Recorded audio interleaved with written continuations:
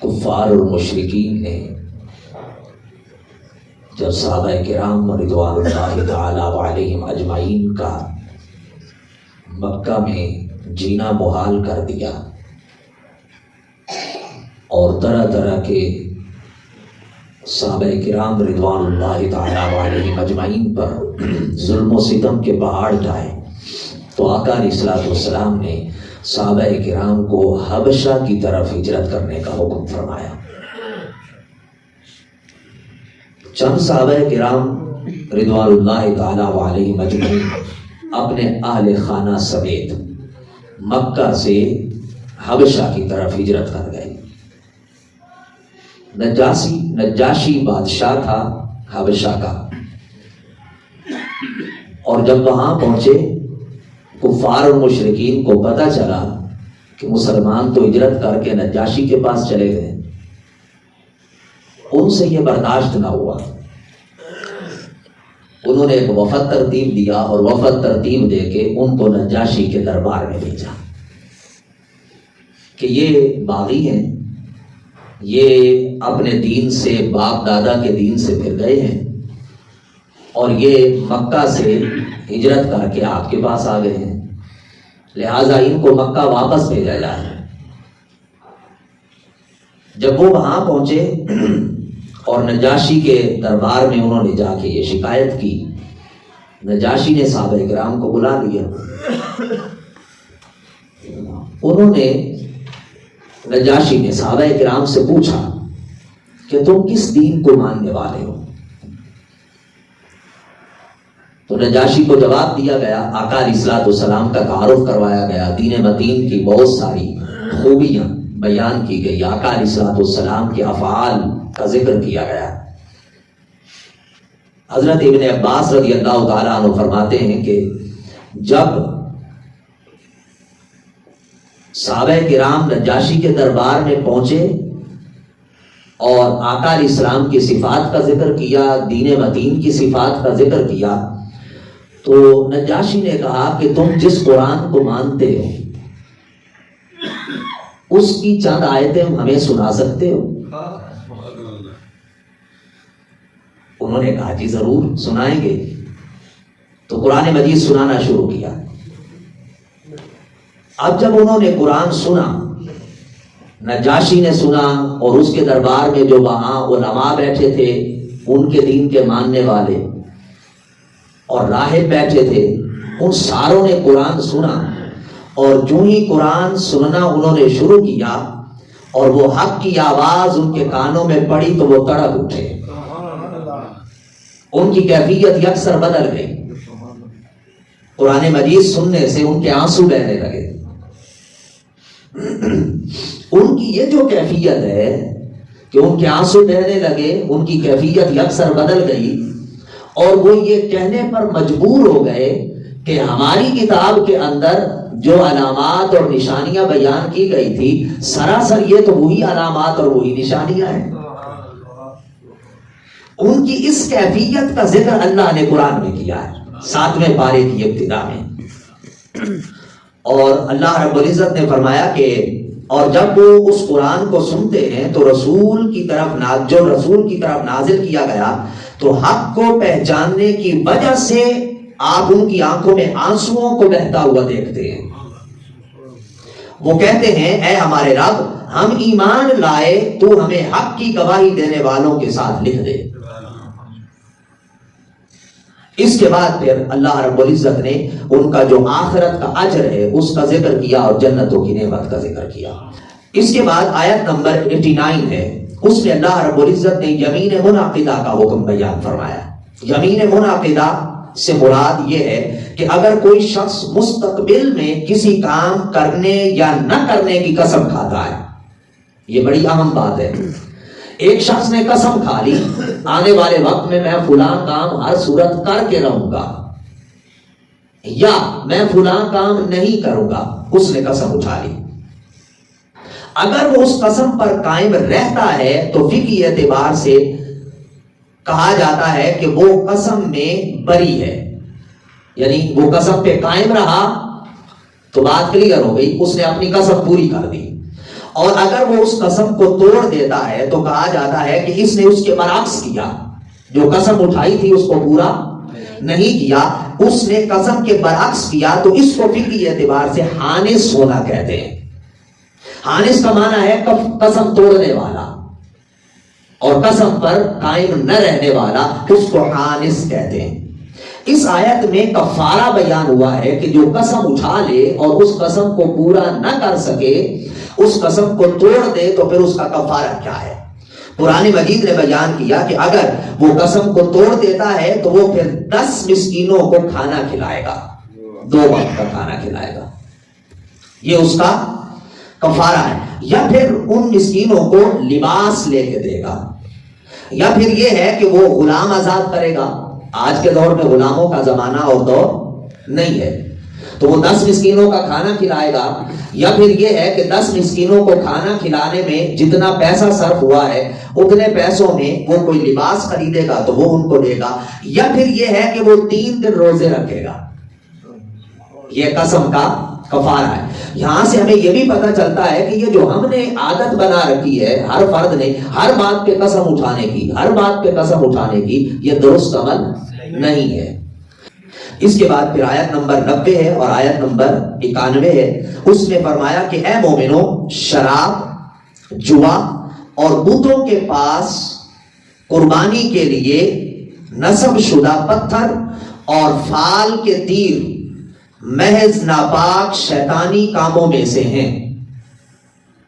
جوا، شراب پینا اور بتوں کے پاس رکھے ہوئے پتھر، یا بتوں کے اندر نصب شدہ جو پتھر ہوتے ہیں ان، اور یہ فال کے تیر نکلوانا، یہ ہماری عادت ہوتی ہے، یہ ہاتھ دکھانا۔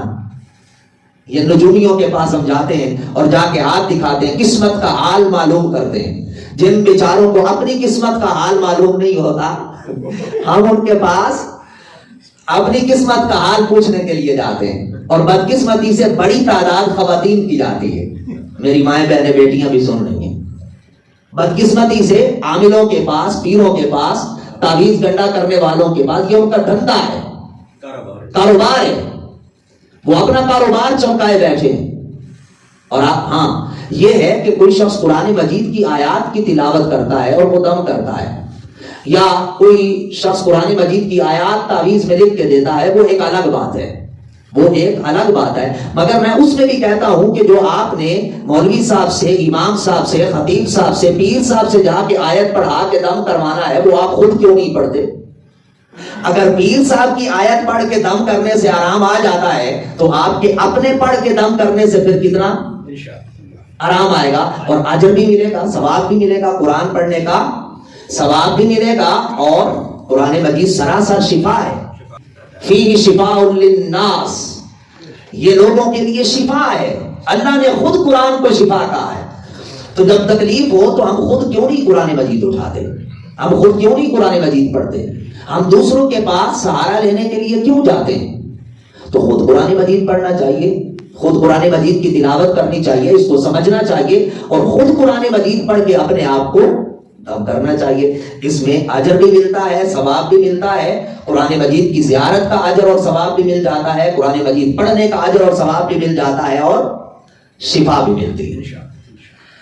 تو اللہ رب العزت نے منع فرمایا اس طرح کے شیطانی کام، ان سے اللہ رب العزت نے منع فرما دیا، فرمایا کہ یہ شیطانی کاموں میں سے ہیں، سو تم ان سے اجتناب کرو تاکہ تم فلاح پا جاؤ۔ شیطان تو بس یہ چاہتا ہے کہ تمہیں اس طرف لگائے رکھے۔ قرآن کہہ رہا ہے کہ شیطان تو یہی چاہتا ہے، بھئی اس کا کام ہی یہی ہے، وہ کبھی آپ کو شراب پہ لگا دے گا، کبھی آپ کو جوئے پہ لگا دے گا، کبھی وہ ہمارے ذہنوں میں یہ خیال پیدا کر دے گا بھی وہ فلاں تیرا جو رشتہ دار ہے نا اس نے تیرے اوپر جادو کیتا ہے، اس نے جادو کر دیا۔ اور عامل کے پاس جب ہم جاتے ہیں تو وہ بھی کہتا ہے کہ جی وہ فلاں تمہارے جو رشتہ دار ہیں نا وہ تمہارے پیچھے پڑے ہوئے ہیں۔ بھئی کون رشتہ دار ہیں؟ نہیں یہ تو پابندی ہے، یہ تو میں نہیں بتا سکتا، یہ پابندی ہے، یہ میں نہیں بتا سکتا، مگر اتنا ضرور بتاتا ہوں کہ وہ تمہارے رشتہ دار ہی ہیں جو تمہیں آرام اور چین سے نہیں رہنے دے رہے۔ اور اللہ ماشاءاللہ ہم اس کے پیچھے چل پڑتے ہیں۔ ایسی نہیں، اللہ کے حضور توبہ کرنی چاہیے، معافی مانگنی چاہیے اپنے عقائد کو۔ اس کا مطلب یہ ہے کہ اللہ کی ذات پہ ہمارا بھروسہ نہیں ہے، اللہ کی ذات پہ بھروسہ کرنا چاہیے. کوئی کسی کا کچھ نہیں بگاڑ سکتا. اللہ نہ چاہے تو کوئی کسی کا کچھ نہیں بگاڑ سکتا. یہ سب مالک کا لکھا ہے, اس کی تقدیر ہے. وہ جس کو جس حال میں رکھے وہ اس کی مرضی کی بات ہے. اور مومن ہے ہی وہی جو ہر حال میں اللہ کا شکر ادا کرے.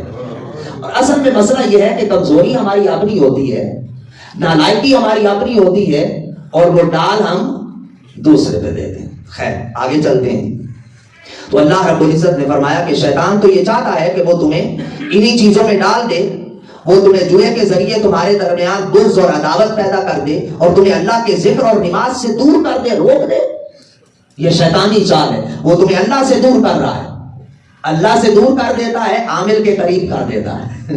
عامل کے قریب کر دیتا ہے, اللہ سے دور کر دیتا ہے. تو خیر اللہ رب العزت نے منع فرما دیا. شراب کے حرام قطعی ہونے پر اللہ رب العزت نے مہر تصدیق سب کر دی اور فرمایا اس میں کسی قسم کے کوئی شک کی گنجائش باقی نہیں ہے. آخری بات کرتے ہیں, بات لمبی ہو گئی ہے. نبی اکرم صلی اللہ علیہ وآلہ وسلم کے بارے میں اللہ رب العزت نے آیت نمبر 100 اور آیت نمبر 103 تک, یہ 3 آیات میں اللہ رب العزت نے ایک بڑا خاص نقطہ بیان فرمایا, اور بڑا ایمان افروز نقطہ ہے. وہ یہ ہے کہ آقا علیہ الصلوۃ والسلام کی بارگاہ میں لوگ آتے تھے, طرح طرح کے سوال کرتے تھے,